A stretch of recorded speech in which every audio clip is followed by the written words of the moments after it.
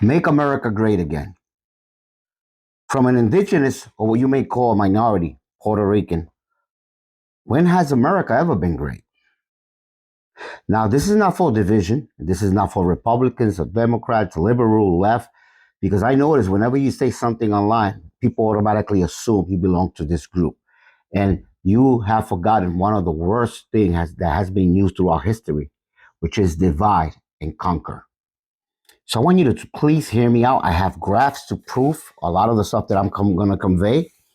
I myself had a vision and I posted videos on top. However, if I tell you this is a vision, you're probably going to say, oh, here goes a Looney Tune.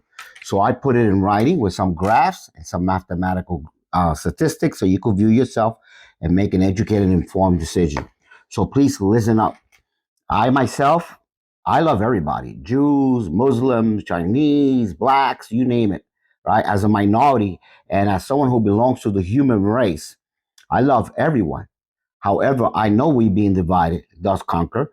And who knows more than a lot of minorities, especially Puerto Ricans, have been divided from Cubans, Dominicans, you name it. And that's what I want to speak about as far as when has America been great.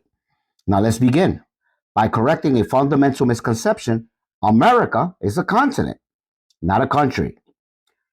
The terms include North, Central, and South America, populated by indigenous civilizations long before European conquest. So when politicians say make America great again, they're not talking about the whole America. They mean the United States. But even then, for many of us, it was never great. When was the United States ever great for us? Was it great when it was founded on stolen land and broken treaties? When colonists allied with France and used indigenous military strategies such as Puerto Rican fighters, then under Spain, Haitian and Cuban allies, and foreign funds to defeat Britain? And after their victory, they violated the same treaties they had signed with native tribes and dismissed the very allies who had helped them win. Was it great after the Declaration of Independence, heavily influenced by indigenous forms of governance like the Iroquois Great Law of Peace, when that same government passed the Indian Removal Act of 1830, killing and displacing tens of thousands on the Trail of Tears?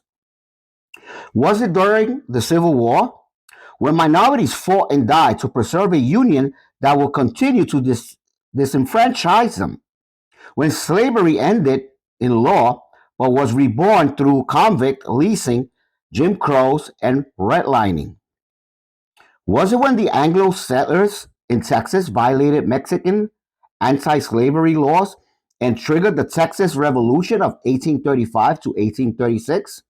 Then expel Mexican born citizens and indigenous people from their own lands.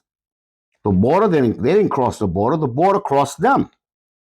Was it during the westward expansion when railroads were built by Chinese and black laborers only for Chinese immigrants to be banned under the Chinese Exclusion Act of 1882? When Wong King Ark had to go to the Supreme Court in 1898 just to be recognized as a citizen despite being born in San Francisco? Let's go even further back to the lie of Columbus.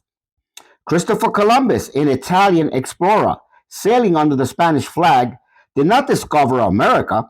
He landed in the Caribbean in 1492, where Arawak Taino, my ancestors, already lived. He arrived with Portuguese, Genoese, Catalans, and Europeans, not only Spaniards as most believe, many of whom later participated in the transatlantic slave trade. Yet, not all Europeans were oppressors. I must say, Irish immigrants, oppressed by British colonization themselves, often joined in solidarity with indigenous and Afro Caribbean struggles. Irish fighters assisted Puerto Ricans and Mexicans' revolts. This is part of history often hidden. Bet you didn't know that. White is not a monolith.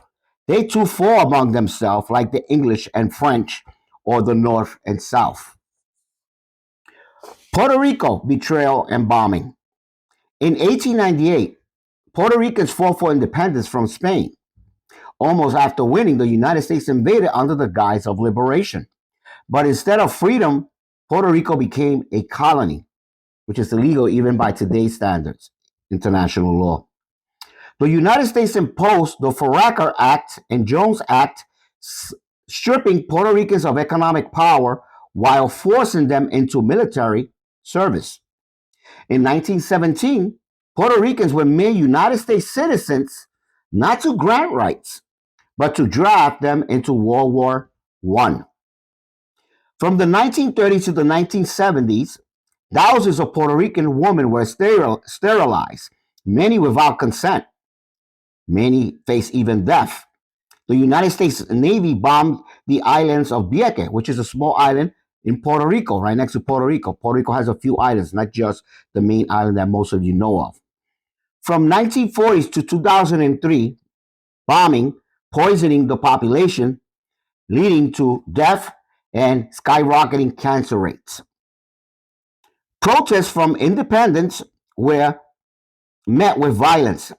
The Ponce in Puerto Rico massacre of 1937 saw unarmed demonstrators gunned down by police after they even had the right of free speech and protest.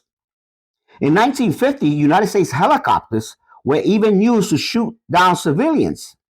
Activists were imprisoned or surveilled for decades under the FBI COINTELPRO operation. Please know I'm going to be posting all these things up here so you can verify and fact check. There's no reason for ignorance in today's world as we have a lot of resources, including ChatGPT, that you can validate. The Federal Reserve, American economic coup. In 1910, elite bankers met secretly on Jekyll's Island to create what would become the Federal Reserve Bank. Passed into law in 1913. Among them was Paul Warburg, Loeb and Company, Rothschild's Associates, Frank A. Vanderbilt, National City Bank, Henry P. Davison, J.P. Morgan, Charles D. Norton, First National Bank, Benjamin Strong, Bankers Trust, and many others. And I actually did a video on this that you may want to watch to get informed a little more, because this is a banking cartel and it was unconstitutional. There was reasons why the founding fathers didn't want them to have a central bank. Since then, the dollar has lost over 97 of its purchasing power. Okay, and that's not just inflation, it's theft by design. The Feds print endlessly, enriches the elite, and fuel endless wars. I want you to think about that, because besides that we lost 90% of our buying power, there was stuff that was implemented that wasn't part then, like taxes, okay, payroll taxes, right, and many other stuff that you could see, and we'll go all the graphs. So please stay to the end, and I'll show you some graph that you're going to be dumbfounded, okay. So the graph one, decline of the dollar's buying power from 1913 to 1925, 97% of our power is gone. Now, I want you to think about that, because I'm going to elaborate a little further, because we're basically collapsing. I mean, what they're going to do, have us work for free? John F. K. Lincoln and the cost of challenging power. Abraham Lincoln issued greenbacks to bypass the private banks and fund the Civil War. That was the only time when we had taxes for a while, for 10 years, to fund the Civil War, okay, because it was unconstitutional. And I'll get later on to that. We used to buy war bonds. But he was assassinated in 1865.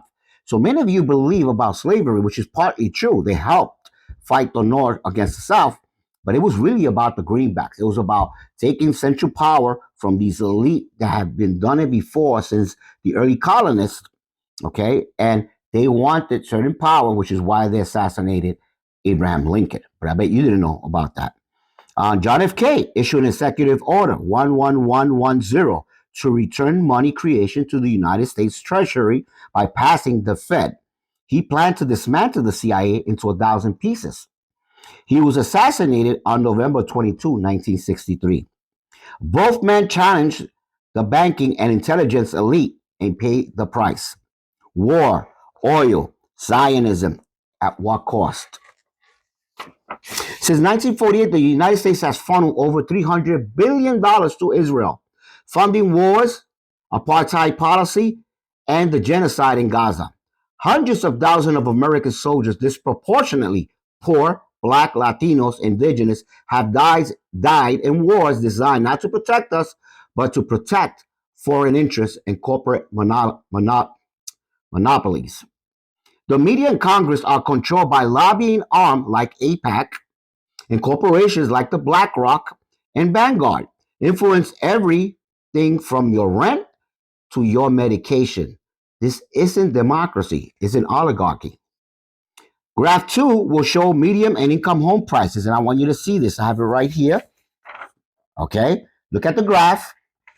Look at the amount of the income. It has gone down, but remember, I already mentioned about the buying power. So if you think your income has gone slightly up, you're mistaken because your buying power has decreased a lot more. But look at compared to the household, to the home price, medium home price.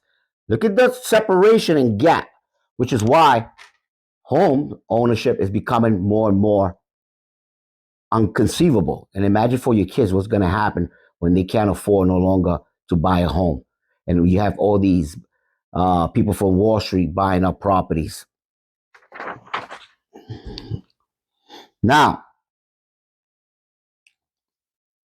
graph 2. Mexican recruited, used, and deported. In the 1930s, over 500 Mexicans, many United States citizens, were deported during the Mexican repatriation in 1954, Operation Wetbacks. So this keeps happening before, right? And again, keep in mind, for those that don't know, because you say Mexican, they were Native Americans, okay? Obviously, then under the conquer of Spain, they call them Mexicans. But the point is, we stole their lands, and there's a lot of proof to that, not what you believe. Yes, there was the Louisiana Purchase, which was stolen, again, by the French. But there's a lot more, and I want you to do your research to understand what's going on, because what I find right now that's going on is unfair if you wait until I finish this. Okay, so 1954 Operation Wetback expelled more despite their contribution to the agriculture and industry. During World War II, the Bracero program recruited over 4.6 million Mexican workers to support the United States economy, only to discard them afterwards. This cycle of use and abuse continues until today. Graph 4, Latino population and business growth. Okay, and I'm going to be showing it up here.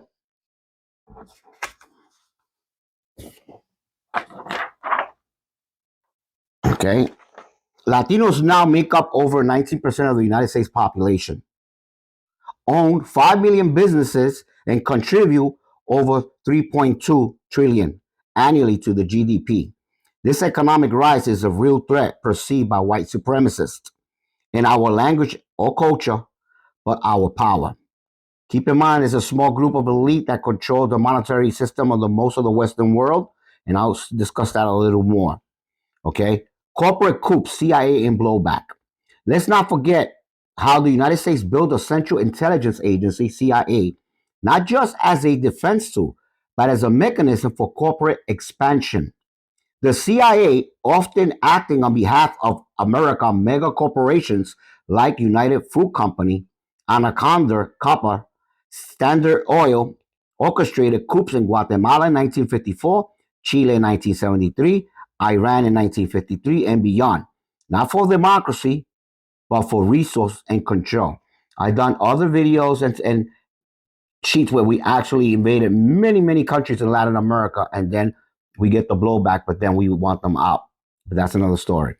These regimes were toppled. Democratic leaders were assassinated. The United States backed dictators installed. Latin America was looted of its gold, lithium, oil, copper, bananas, and labor. All while Americans were told it was to stop communism. Learn from history, listen to that. But what followed was blowback, civil wars, poverty, migration crisis, and resentment that still echoes today. And now Americans cry foul over immigration, crime, and foreign interference, while ignoring the direct role their government and corporations played in destabilizing those same countries. I'm almost done, guys. The hypocrisy is staggering. But most Americans are not evil, just uninformed, distracted, or misled. That's why we speak to educate, to expose, and hopefully awaken empathy before it's too late. Because if this cycle of war, extraction, division, and deceit continues, we will face civil unrest, the likes of which the country has seen since 1861. Police, military, even local officials will have to choose between the oath and their families. And when the smoke clears, the people at top, the true minority elite, will be safe in their bunkers while the rest of us burn. Final words with this: we will never, we were never the minorities. We are indigenous to this continent. Our oppression came through conquest, not inferiority. And our continued division, Puerto Rican, Mexican, Dominicans, black, white, Irish, etc., only served those in power. They use the oldest trick in the book, divide and conquer. But when we unite, the real enemy, the parasitical, financial, and political elite, will no longer be manageable. We will be unstoppable. Unstoppable. Remember my words, and here I posted as well the sources. But I want you to show you something so you can understand. And I'll get to some graphs. So listen to me very carefully. I already showed you the graph. Okay, we lost more than 97% of our buying power. We almost at 0%. If you understand what this means, you can verify this from 1913 to 2025 since the banking cartel was implemented, which was the Federal Reserve Bank. It wasn't federal, it wasn't a bank, it was a couple of families, European families, Zionists, a lot of them, that came together. Okay, let's look at graph number 2. You can see the difference between a homeowner's income compared to the price of buying a home. Look at disparity. Look at the amount, the gap, making it unaffordable for the average American. Eventually, you're going to be homeless. Look at graph 3. Look at the trajectory of debt versus GDP and tax revenue. Our economy, this is what we're really fighting about. They're trying to keep you distracted so you don't fight your oppressor. And they divide us into Republicans, Democrats, conservative, liberal, right, communists, and all that. It's all BS because they want you to fight and keep yourself distracted because they don't want you to understand what's really going on. Okay? This is besides BRICS, which is Brazil, Russia, India, and China, and South Africa already exceeded us. But look at this. This is the taxes that we collect right down here. Okay? This is the labor force, 167 million right now out of 342,000. Obviously, some are very old, some of them are young, babies, but the labor force. Look where we at. Now, look here at the national debt. We in the trillions. Okay? Now, look at the population growing, obviously, but it's not keeping up with the debt. Now, because of robots and artificial intelligence, we have produced more GDP. But I want you to keep in mind that this GDP obviously is going to drop because there are many countries, BRICS, that have other countries united with them. They're dropping the dollar. Thus, they're over exceeding us. Thus, this GDP is going to start going down. And if you add the GDP versus the taxes collected, you can see it will not exceed to the amount of debt. We are non sustainable. Thus, we will collapse as an economy. We will collapse as an empire, just as Rome did, for having the same system they use then, which is this capitalistic system. It's all great and dandy, but when you have the CEO, look at here, CEO, look how high they are compared to the employee, right? The average worker. Look at how it was down here by 1920, 1930s. Ever since the Federal Reserve was created, look at how much the CEO are making compared to the average worker. That means less money for you. You're going to become an indentured servant, or you really are an indentured servant. Some of you are just house slaves and you don't know it. Okay, this is 1913 to 1925. Now, if you doubt me about the GDP, you can look at USA versus BRICS GDP 2015 to 2025, and you see that right now America is beneath BRICS. BRICS is up here and has not only surpassed the United States, it has actually surpassed the United States and the other European countries, including Japan, the G7.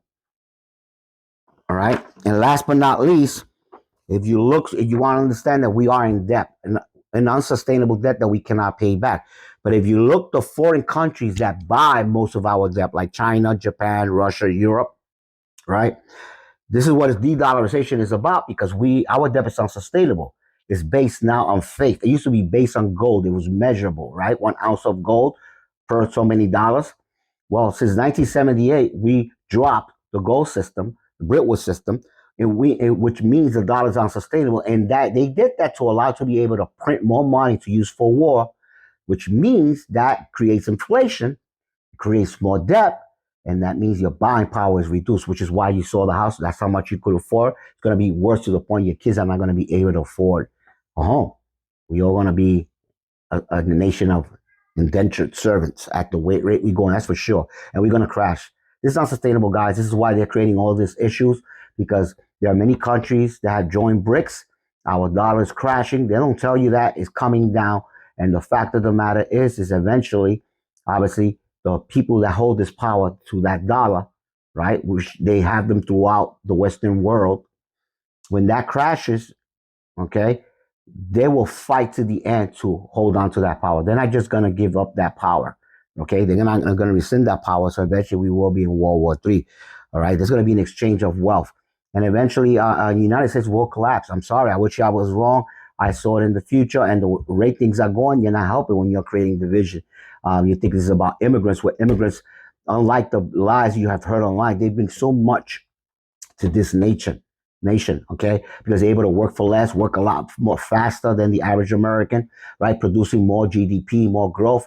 And by you taking away those immigrants, that GDP is going to continue to drop, which is going to be worse because that means you're going to have to pay more taxes and your buying power will be reduced. But if you look here at the debt, China, Japan, they're color coded. I'm putting it up here as well. You see where we at, and you see everybody's dropping the dollar. So that dollar is going to lose even more power. It's going to become that much harder for you because that money is not owned to America like you think, to the government. That money is owed to a wealthy family like the Rothschilds, and they will collect one way or another. And they're losing power, they're losing control, which is why to BRICS, okay, and our technology is not as advanced as they used to, unlike what you may believe. So our country is going down. Okay, so they're trying to distract you with immigrants when it's not about immigrants. It's not about, oh, they're purposely doing it to crash the economy because they want to introduce a new monetary system, a global reset. But then again, a lot of us will hurt. Okay. Countries that haven't joined these central banks, right, via the IMF and World Bank, it's like Iran, Venezuela, Korea, Cuba. In these countries, obviously, we have put a lot of negative sanctions and embargo, which is why they got upset at us. Said, no, it's time for us to move on. They became very creative, and they have joined BRICS. So the economy is going to change, but it's going to be really bad for us because we are a nation, I'm sorry, of theft. We have robbed many Latin countries as well as Middle Eastern countries, and we are powerful only because we were robbing them, but now they have become powerful. So our buying power is going to reduce. Our power in the global economy will also come down, and it's going to be very hard for us. So be prepared for that because it's not going to get easy; it's going to get worse. I know what's coming. Besides having a vision, not only because I saw it, but also because the fact of the matter is, it's mathematics, right? You got to look at past history. You got to learn from it, just as what I wrote here. Because remember, the Alien Enemy Act was used before as well. It was an excuse again for aliens, right? But eventually, who got arrested? American citizen. Okay, they lost their homes, their employment, many were killed. All right. So this has happened before. And that's the problem that many of you don't understand history. You think is about politicians or Republicans and Democrats when it's about an elite that want to keep you distracted while they've robbed you. And it's getting a lot worse as you saw from those graphs. And I'm going to put it up here. Do your research. Ask ChatGPT. Wake up. We're not in the 1950s. We have a lot of artificial intelligence that they invest billions of dollars, and they are a lot smarter than you and I put together. And you could ask certain questions and it will answer you and it will tell you the truth. So ignorance is not an excuse. Thank you for watching. Please like, comment, and share. My pages has been taken down. My TikTok has been taken down. I made different ones, and again, they've been taken down. So I try to minimize. So it's up to you to share this, to wake up people who read it, do your own research. And I assure you what I'm saying here is a fact. Just like I did videos of what was to come when I ran in Israel, and I ran actually, I'm sorry, kicked Israel's ass. It's not over. These people are genocidal. They're not going to let this go.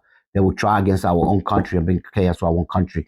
It's up to us to stop them. And how we stop them? We need to get APAC out of our system. We need to get rid of dual citizenship within our government.